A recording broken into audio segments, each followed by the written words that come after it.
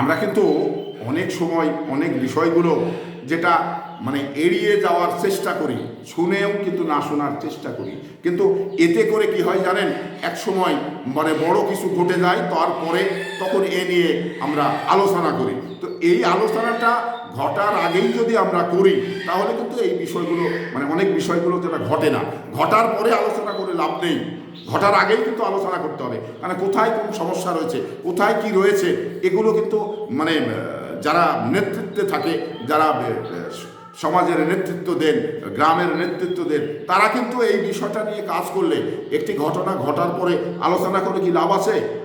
সেটা তো আর ফেরানো যায় না। তাহলে ঘটার আগেই এই জিনিসগুলো আমাদের মানে চিন্তা চেতনা করতে হবে। তো এইখানে একটি বিষয়, যে বিষয়টি আমরা অনেক অনেক সময় মানে শুনেও না শোনার ভান করি, অনেক কারণে, শুধু মানে একটি কারণেই যে এটা শুনে না শোনার ভান করি এরকম না, অনেকগুলো কারণেই এটা শুনে কিন্তু না শোনার ভান করি।